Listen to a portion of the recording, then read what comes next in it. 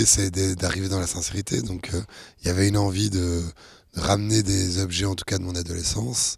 Et le renard, c'est un animal qui vit dans ma ville et que j'ai souvent croisé à maintes reprises. Et donc, j'ai toujours eu une certaine fascination quand je les observais pendant la nuit ou que j'en croisais un juste en rentrant chez moi. Et j'avais envie de ramener cette fascination à l'écran dans ce film. Bah, c'est quand c'est un appui, même quand il y a de la distance, quoi. Quand les retrouvailles sont toujours faciles. Quand c'est toujours un endroit hyper proche de retrouver son ami, même quand on l'a pas vu depuis longtemps. Tout simplement par le casting, d'une certaine manière, puisqu'on a quand même, avec la directrice de casting Alicia, on a quand même été dans énormément de clubs de boxe. On a rencontré énormément de jeunes boxeurs qu'on a invités au casting, qu'on a testé, avec qui on a répété.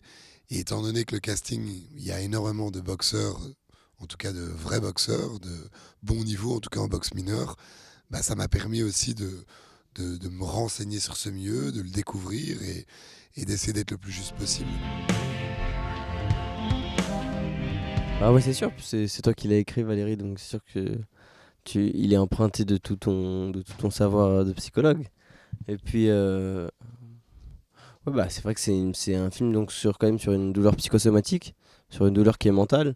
Bah, donc c'était difficile de représenter ça au cinéma à l'image, quoi.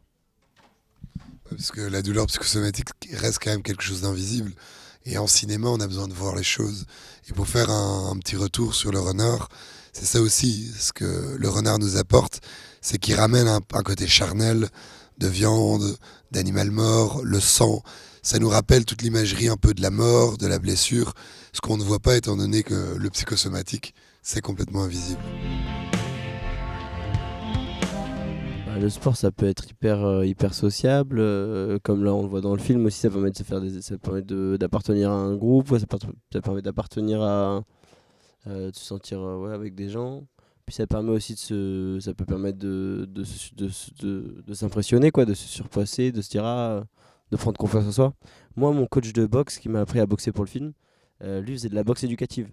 Donc en fait, il y avait des psychologues ou des conseillers d'orientation qui amenaient des jeunes vers lui. Et c'est encore le cas. Et lui, par la boxe, il essayait voilà, de leur redonner confiance en eux. Donc ça peut avoir ce rôle-là, peut-être le sport. Et moi, pour compléter, ce que je trouve intéressant quand vous êtes en internat de sport, c'est que le sport, ça vous remet tous à égalité. C'est les mêmes règles, il y a, on a tous le même équipement, et il n'y a pas les avantages un peu, on va dire, socioculturels qui vient d'un milieu socialement ou culturellement plus favorisé et tout ça. Donc, je trouve que le sport, comme beaucoup de jeux, remet un peu les choses ensemble, et donc c'est plus facile, d'une certaine manière, de sociabiliser.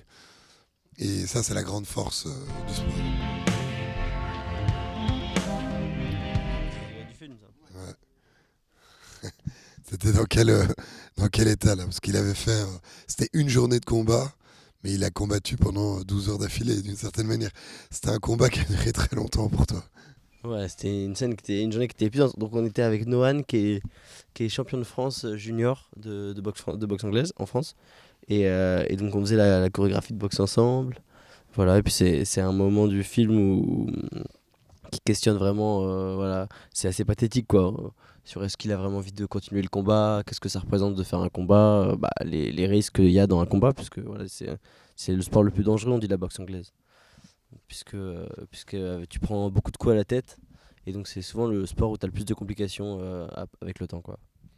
Alors, cette image-là, donc celle-là, elle est assez rigolote parce que j'avais dépassé le temps dans la journée de tournage, donc je ne pouvais plus tourner. Et j'avais dit à la production que j'ai besoin de ce plan. À la base, c'était toute une séquence en 4-5 plans, en découpage.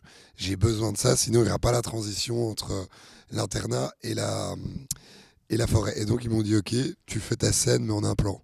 Et donc on a posé la caméra loin dans la forêt.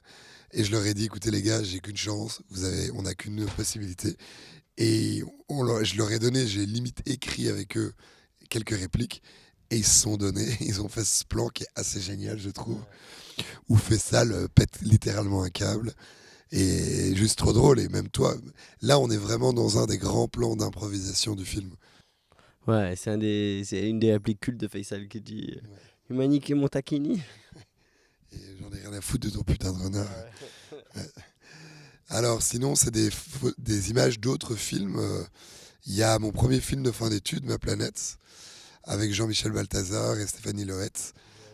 Donc voilà, ouais, c'est mes premières expérimentations en tout cas sur comment filmer des corps masculins un peu différents. Donc Jean-Michel, c'était un acteur extrêmement corpulent et c'est toute une histoire qui parle justement d'un homme qui va devenir la muse d'une photographe et qui va se servir de l'exposition de cette photographe pour reconquérir sa femme, avec qui il a du mal à faire l'amour. Et puis voilà, petite dédicace à Matteo Cabati, qui est de dos, là, qui roule sans les mains, qui est voilà l'acteur de Titan et qui d'une certaine manière a inspiré aussi toute la danse des renards. Il n'a pas pu faire le film avec nous parce que il est brûlé, il a des brûlures et donc il a des muscles qui sont d'une certaine manière atrophiés, donc il ne pouvait pas se lancer dans une formation de boxeur, mais superbe acteur qui moi m'a beaucoup touché à l'époque.